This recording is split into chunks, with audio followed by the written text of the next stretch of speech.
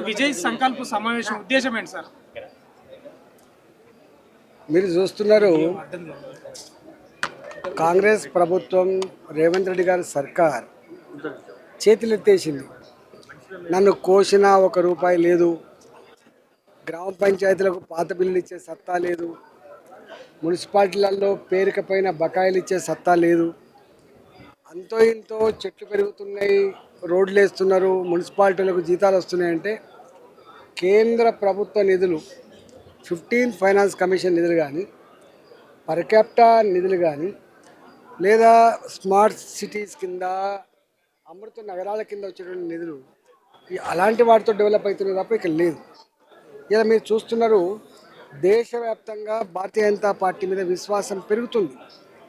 ఎక్కడ ఎన్నికలు జరిగినా, అది రాష్ట్ర ప్రభుత్వాల పరంగా జరిగిన ఎన్నికలు కావచ్చు, మున్సిపాలిటీల పరంగా జరిగే ఎన్నికలు కావచ్చు, స్థానిక గ్రామీణ ప్రాంతాలు జరిగే ఎన్నికలు కావచ్చు, అవన్నీ కూడా భారతీయ జనతా పార్టీకి అనుకూలంగా ఉన్నాయి. ఇవాళ భారతీయ జనతా పార్టీ పట్టణ ప్రాంతాల్లో అనేక సంవత్సరాలుగా తన యొక్క శక్తి సత్తా ఏందో తెలుసు కాబట్టి డెఫినెట్గా ఈసారి తెలంగాణ రాష్ట్రంలో మున్సిపాలిటీలలో కాషాయ జెండా ఎగిరేయాలని భారతీయ జనతా పార్టీని గెలిపించుకునే సంకల్పంలో భాగమే ఇలా విజయ సంకల్ప సభ అనే విషయం మనం మర్చిపోవద్దు. ఇలా ఈ ప్రభుత్వం తన చేతిలో అధికారం ఉందని అనేక రకాల వార్డులని డివిజన్ చేసిన, రిజర్వేషన్లో అనేక రకాల అక్రమాలకు పాల్పడ్డా, ఇవాళ ఒకరున్న దగ్గర వాళ్ళకి ఇవ్వకుండా ఇంకోరికి ఇవ్వడం జరిగినా కూడా భారతీయ జనతా పార్టీ ఇవాళ ప్లాన్తో గత ఈ 15-20 రోజుల పాటు సమైక్యంగా కొట్లాడి గెలిచే ప్రయత్నం చేస్తాం.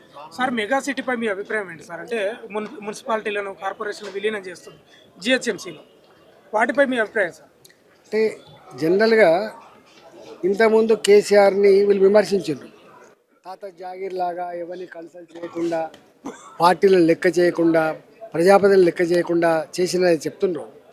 ఇవాళ ఈ ప్రభుత్వం కూడా ఎమ్మెల్యేలను కానీ, ఎంపీలను కానీ, స్థానిక నాయకుల నుంచి వెళ్ళి కొన్ని ఏమైనా సూచనలు కానీ, సలహాలు కానీ స్వీకరించే ప్రయత్నం చేయలేదు. ఇష్టం వచ్చినట్టుగా ఏదో సైబరాబాద్, అదేవిధంగా పాత హైదరాబాద్, లేకపోతే మల్కాయిర్ చేస్తున్నారు. వాళ్ళకు వాళ్ళే చేసుకున్నారు, వాళ్ళకు వాళ్ళే అధికారులు నియమించుకున్నారు. ఇవాళ ప్రజలందరూ కూడా ఆశ్చర్యంగా చూస్తున్నారు. ఏం పోయే కాలం వీళ్ళకు, ఎందుకు ఆలోచిస్తలేదని చెప్పి అనుకుంటాను. ఒకటి గ్రేటర్ హైదరాబాద్ ఒకటి ఉంటుందా, 3 ఉంటాయా, ఏం చేయబోతుందో ఇప్పటిదాకా క్లారిటీ లేదు. కొన్ని గ్రామాలను అయితే ఇలా మల్కాయిర్ జిల్లా ఉంది, గ్రామీణ ప్రాంతాలు కూడా మున్సిపాలిటీ చేసారు.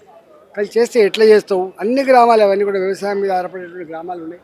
బట్ ట్యాక్స్ విధానం ఎట్లుంటుంది, రేపు పరిపాలన విధానం ఎట్లుంటుంది, వాళ్ళకైనా భారం పడుతుందా, వాళ్ళకైనా నిధులు ఉంటాయా, ఇవన్నిటి పట్ల ప్రభుత్వం సమాధానం చెప్పాల్సిన అక్కడ ఉంది. అంటే జీరాంజీ దానికి సంబంధించి రాముడికి ఏమన్నా బీజేపీలో సభ్యత్వం ఉందా అన్నారు రామచంద్ర. ఇవాళ మేము చెప్పుడు కాదు, కాంగ్రెసే స్వయంగా, ఇతర ప్రతిపక్షాలే స్వయంగా రాముని ఔన్నత్యాన్ని, రాముని యొక్క సంస్కృతిని, సాంప్రదాయాన్ని కాపాడే పార్టీ బీజేపీ అని చెప్పి వాళ్ళే చెప్తున్నారు. మేమేం చెప్పుకోవాల్సి అక్కడ. ప్రజలు కూడా ఇలా అనేక వందల సంవత్సరాల క్రితం మొఘల్ చక్రవర్తుల యొక్క పదగట్టుల కింద నలిగిపోయిన నా రామాలయాన్ని మళ్ళీ కట్టి జాతికి అంకితం చేసిన మహనీయుడు నరేంద్ర మోడీ గారు అంకితం చేసినటువంటి ప్రభుత్వం భారతీయ జనతా పార్టీ ప్రభుత్వం. దానికి సీక్రెట్ ఏముంది? సార్ తెలంగాణలో బీజేపీ సమన్వయ లోపం ఉందా సార్? ఈ మధ్య కాలంలో వార్తలు కూడా వచ్చినాయి, నరేంద్ర మోడీ గారు మీకంటే ఓవైసీ యాక్టివ్ గా ఉన్నాడనే వార్తలు వచ్చినాయి సార్, ఏం చెప్తారు సార్? మా పార్టీలో ఇట్లా వ్యక్తులుగా సోషల్ మీడియా మీద ఉండదు, మనంతా ఐక్యంగా ఉంటాం, కలిసికట్టే ఉండదు. కల్పు సమావేశాన్ని పెట్టుకున్నారు, మీకు పార్టీ అధిష్టానం ఏం చెప్పింది? త్వరలో మున్సిపల్ కార్పొరేషన్ ఎన్నికలు రాబోతున్నాయి, మీకు ఏం సందేశం ఇచ్చారు? నా ఒక్కదానికే కాదు, మీ అందరికి కూడా నమస్కారం. ఈరోజు పెట్టుకున్న ఈ సభ నగర పంచాయతీలలో, డివిజన్లలో, వార్డులలో ఒక బలమైన బీజేపీ కార్యకర్తలు ఉన్నారు. ఆ కార్యకర్తలు సర్పంచ్ ఎన్నికల రిజల్ట్ తర్వాత కార్పొరేషన్ పరిధిలలో, నగర పంచాయతీలలో, మున్సిపాలిటీలలో పోటీ చేయాలన్న ఒక ఆలోచన ఉంది. అదేవిధంగా మేము గెలుస్తామన్న ఒక దమ్ము ధైర్యం కార్యకర్తల్లో కనబడుతుంది. కాబట్టి వాళ్ళకు ఒక ధైర్యాన్ని, ఒక నమ్మకాన్ని ఇవ్వడం కోసమే ఈరోజు ఈ సభ పెట్టుకున్నాం. ఇంకోటి ఏంటంటే, కార్యకర్తలు అనే వాళ్ళు రాజకీయంగా గెలవాలి, ప్రజలకు అందుబాటులో ఉండాలి, పనులు చేయాలి. రాష్ట్ర ప్రభుత్వం నుంచి వచ్చే ఫండ్స్ జీరో, కేంద్రం నుండే ఇవాళ గ్రామ పంచాయతీలకి, నగర పంచాయతీలకి, కార్పొరేషన్ పరిధులకు కేంద్రం నుండే ఫండ్స్ వస్తున్నాయి. కాబట్టి బీజేపీ కార్యకర్తలుగా మనమెందుకు పోటీ చేయొద్దు, మనమెందుకు గెలవద్దు, ప్రజలకు మనమెందుకు సేవ చేయొద్దని ఒక ఆరాటంతో ఉన్న కార్యకర్తలకి మనోధైర్యాన్ని ఇవ్వడమే ఈ సభ. ఓకే, అంటే కార్యకర్తలు ఎన్నో ఏళ్ళుగా జెండాలు మోస్తారు. వాస్తవంగా కూడా ఎమ్మెల్యేలు కానీ ఎంపీలు కానీ ఇలాంటి స్థానికంగా ఎలక్షన్లు వచ్చినప్పుడు కొంత పట్టించుకోరనే వాదన ఉంది. వాళ్ళు మీకోసం ఎంతో కష్టపడి పనిచేస్తారు, కానీ వాళ్ళు కార్యకర్తలుగానే మిగిలిపోతున్నారు. కనీసం సర్పంచులు, ఎంపీ, జడ్పీసీలు కూడా అయితలేరు. అది మీ లోపమే అని చెప్తున్నారు. ఎమ్మెల్యేలది, ఎంపీల లోపం అంటారు. ఏం చెప్తారు? కానీ అంటే మీరు మాట్లాడింది అయితే అదైతే కరెక్ట్ కాదు తమ్మి, వాస్తవం కాదు. ఎందుకంటున్నంటే ఇవాళ ఎమ్మెల్యేలను, ఎంపీలను నమ్ముకున్న కార్యకర్తలు గెలిపిస్తారన్న నమ్మకం ఉన్న కార్యకర్తలే ఈరోజు చాలామంది కనబడుతున్నారు. అలాంటి ఆలోచన బీజేపీ పార్టీలో ఏ కార్యకర్తకు కానీ, ఏ నాయకుల మధ్య కానీ అలాంటి విభేదాలు లేవు. మమ్మల్ని గెలిపిస్తారని ఒక నమ్మకం, విశ్వాసం మాత్రం ప్రతి కార్యకర్తకు అయితే ఉంది. ఇది మాత్రం గత కొద్ది రోజుల నుంచి దేవాలయాలపైన విపరీతమైన దాడులు జరుగుతున్నాయి, ఏం చెప్తున్నారు? దాడులు అనేది కరెక్ట్ కాదు. అంటే తెలంగాణ రాష్ట్రంలో ల్యాండ్ ఆర్డర్ విషయము అసలు ఎటుపోతుంది, ఏమవుతుంది అనేది కూడా అర్థం కాని ఒక క్వశ్చన్ మార్క్ లాగా అయిపోయింది. ఎందుకు టెంపుల్ల మీద దాడులు జరుగుతున్నాయి, దాడులు చేసే వాళ్ళు ఎవరు అసలు అనేది ఇవాళ ఈ ప్రభుత్వం ఆలోచన చేసి దాడులు అనేటివి అసలు జరగకూడదు తెలంగాణ రాష్ట్రంలో. ఎందుకంటే టెంపుల్స్ మీద, భక్తి మీద నమ్మకం ఉన్నోళ్ళు పోతారు. ఈ భయం వాతావరణాన్ని సృష్టిస్తే ఏమవుతుందంటే రాను రాను టెంపుల్స్కి పోవడం తగ్గిపోతుంది. కాబట్టి ఇప్పటికే నేరాలు, ఘోరాలు చాలా ఈ తెలంగాణ రాష్ట్రంలో పెరిగిపోతున్నాయి. ఉన్న టెంపుల్స్ మీద కూడా దాడులు జరిగితే ఇక భక్తులు అనే వాళ్ళు టెంపుల్లకు పోరు. అసలు దేవుని నమ్మల్లా నమ్మొద్దా, అసలు పోతే ఏం జరుగుతుందో అని ప్రజలకు ఒక భయం వాతావరణంలో ఉంటారు. కాబట్టి ఆ భయం వాతావరణాన్ని తొలగించే బాధ్యత ఈ రాష్ట్ర ప్రభుత్వం అనేది. కాబట్టి ఈ రాష్ట్ర ప్రభుత్వము ఎవరు దాడులు చేస్తారు, దాడులు చేసిన వాళ్ళకి ఏం పనిష్మెంట్ ఇవ్వాలి, ఇక ముందు దాడులు జరగకుండా చూసుకునే బాధ్యత ఈ రాష్ట్ర ప్రభుత్వానికి ఉంది. దేశంలో ఎక్కడ ఎలక్షన్స్ వచ్చినా బీజేపీ కావాలనే ఇటువంటి స్ట్రాటజీ వాడుతుంది, హిందూ మతాల కక్షల గొడవలు పెంచుతుంది అని చెప్పేసి కూడా కాంగ్రెస్ మాట్లాడుతారు. ఏం చెప్తారు? ఇప్పుడు తెలంగాణ రాష్ట్రంలో ఎవరు అధికారంలో ఉన్నారు? కాంగ్రెస్ పార్టీ అధికారంలో ఉన్నారు, అవునా కాదా? మా టెంపుల్స్ మీద బీజేపీ పార్టీ చేసుకునే ఆలోచన ఉంటుందా? అది కరెక్ట్. అంటే వాళ్ళ చాతగాని విధానం ఇవాళ మాట్లాడతారు. వాళ్ళకి నిజంగా దమ్ము, ధైర్యం ఉంటే బీజేపీ పార్టీ మీద మాట్లాడకుండా, బీఆర్ఎస్ పార్టీ మీద మాట్లాడకుండా అసలు దాడులు ఎందుకు జరుగుతున్నాయి, దాడులు ఎవరు చేసిండ్రు? అరే బోలెడని సీసీ కెమెరాలు ఉన్నాయి కదా, ఎక్కడ పడితే అక్కడనే కదా. సీసీ కెమెరాల ద్వారా టెంపుల్ల కాడ ఎక్కడైనా కూడా ఉన్నాయి కదా. ఆ దాడులు చేసిన వాళ్ళు బీజేపీ వాళ్ళ, ఇంకెవరనే దొరకబట్టే బాధ్యత ఇవాళ ఈ ప్రభుత్వం మీద ఉంది కదా.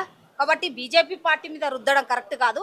మీకు దమ్ము, ధైర్యం ఉంటే టెంపుల్స్ మీద దాడి చేసిన వాళ్ళు ఎవరు, టెంపుల్ల మీద దాడి చేసిన వాళ్ళు ఎవరు, వాళ్ళు ఎందుకు దాడి చేస్తుండ్రు, వాళ్ళు ఎన్నుకున్న వ్యక్తులు ఎవరు అనేది ఆరాధీసే శక్తి ఇవాళ కాంగ్రెస్ పార్టీకి ఉంది. వాళ్ళు అధికారంలో ఉన్నారు కాబట్టి నిజాలను రప్పించి ఇక ముందు దాడులు జరగకుండా ప్రశాంతంగా టెంపుల్స్కి పోయి ప్రజలు, భక్తులు ఇవాళ మొక్కే విధంగా, ప్రశాంతంగా దర్శనం చేసుకునే విధంగా వాతావరణాన్ని ఏర్పాటు చేసే బాధ్యత ఈ రాష్ట్ర ప్రభుత్వాన్ని. అంటే మొన్న ఓవైసీ మాట్లాడుతూ పురాణపుల్లో జరిగిన ఘటన తర్వాత ఇక ఆర్ఎస్ఎస్ ముఖాలు ఉన్న కొంతమంది ఈ విధంగా మన దాడులు స్టార్ట్ చేసి సో తెలంగాణ పోలీస్ యంత్రాంగం కూడా వాళ్ళని పట్టుకోవాలి అంటే ఆర్ఎస్ఎస్ దీని అనుకునే అనిపిస్తుందని ఓవైసీ మాట్లాడుతుంది. ఏం చెప్తారు? ఇక అవి రాజకీయాలు, అది కరెక్ట్ కాదు. తన మాట్లాడేది కరెక్ట్ కాదు, అది ప్రజలందరికీ కూడా తెలుసు. కాబట్టి దీనికి అంతటి కారణం ప్రభుత్వమే దొరకబట్టాలి అంతే. ఇక మాది మేమైతే రుద్దుకునే పరిస్థితి మాకు ఆ ఆలోచన లేదు. చిన్న టెంపుల్ కనబడ్డా కానీ ఇవాళ బీజేపీ కార్యకర్తే కాదు, ఏ హిందూ బిడ్డ అయినా వంగి దండం పెట్టి బొట్టు పెట్టుకునే కల్చరు ఈ తెలంగాణ రాష్ట్రంలో ఉంది. ఇక్కడ హిందూ దేవులపైన ఎవరు దాడులు చేసిన వాళ్ళ మానసిక పరిస్థితి బాగాలేదు, పిచ్చి వాళ్ళు అంటే ప్రభుత్వమే వాళ్ళకి వచ్చి కాపాడే ప్రయత్నం చేస్తుందని చెప్పి చాలా మంది మాట్లాడతారు. అంటే ఇప్పుడు పిచ్చోళ్ళు ఎందుకు పోతారు టెంపుల్లకి? పిచ్చోళ్ళు పోరు. పిచ్చోళ్ళకు వాళ్ళకు ఒక హాస్పిటల్ ఉంది, వాళ్ళ హాస్పిటల్లో ఉంటారు. కావాలని కొందరు అంటే గొడవలు చేయడానికి కొంత బ్యాచ్ ఉంటుంది. ఆ బ్యాచ్ని దొరకబెట్టే బాధ్యత ఈ రాష్ట్ర ప్రభుత్వాన్ని అంతే. కానీ ఇలా పిచ్చోళ్ళు చేస్తున్నారని వాళ్ళ వైపు అంటే డైవర్ట్ చేయడం కరెక్ట్ కాదు.